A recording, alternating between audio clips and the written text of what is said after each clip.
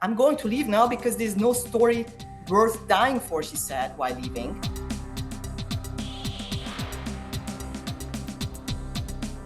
The day started with our simple goal. We wanted to follow a local journalist, a Palestinian journalist in Ramallah on assignment, the background to see and document actually what risk he's facing. Now, obviously we cannot go to Gaza, but we still, at least until now, we can still go to the occupied West Bank. So we wanted to follow him to a demonstration because that was his initial assignment.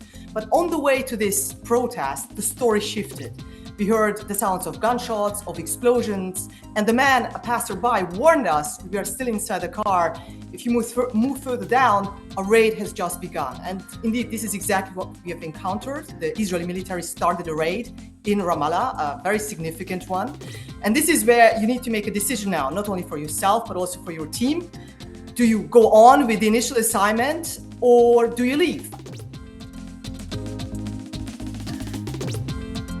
When we arrived and we started filming, we didn't know, of course, even though we know that several journalists have been attacked and killed in Gaza. In fact, according to CPJ, nearly 200 Palestinian journalists have been killed in Gaza, most of them through Israeli airstrikes. So we knew that. Also that several journalists in the occupied West Bank have been detained since 2023. We have, of course, all this information. But when you face this situation yourself, in that, within this raid, that the Israeli military is pointing their gun at you while you made verbally clear you're the press, while you have a flak jacket, so it's very clear you're press.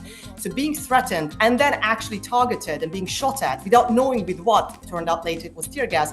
Of course, first of all, this leaves a mark, but also leaves the question, how do you prepare for that? There's no 100% a set catalog of what you do because things happen so fast. But certainly I felt prepared given the experiences I've gathered in other places in this world. But also we have an emergency team that prepares us before an assignment. We are in close contact with them during an assignment, but also after the assignment. There's a debriefing. And of course, there's so-called hostile environment trainings that you do. For me, the very first one was, I think, more than a decade ago. They're refreshers. And ultimately also, I think what's very important, the communication in the team, which also means there has to be a mutual respect built up over months or over years, depending on how long you are staying somewhere. Because that mutual respect will lead to trust, will lead to this feeling that we have each other's back and we respect each other's intuition, what to do at that time.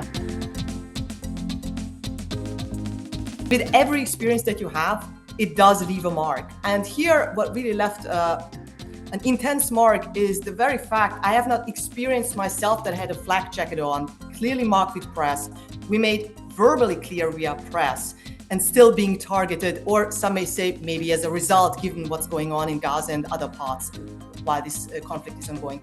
So emotionally, yes, it was a mixed feeling of being angry because you are press, and also a form of disappointment because while you attack journalists, you also attack what we represent, and that's the press and the right to know to inform other people about what's going on. So ultimately, press freedom is being targeted. Professionally, I'm very thankful that with the team that was on location, we were able to document what's happening, because I think this is the biggest challenge in any conflict. Of course, various online articles have been written about the situation, what is happening.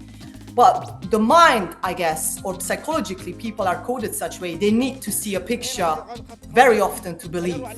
But professionally, it didn't change me in the sense that now I'm going to stop doing what I'm doing. No, in fact, it encourages us that what we do, regardless whether there is a result, because Israeli military denied that they have targeted us, we have filed a complaint. But it certainly says just and emphasizes how important it is what we do as journalists, and that is to document and to inform people. I think what is really important is actually what our local producer said when she said, I'm going to leave now because there's no story worth dying for, she said, while leaving. And I think that deserves much respect because you have to define your own limits, how far you want to go.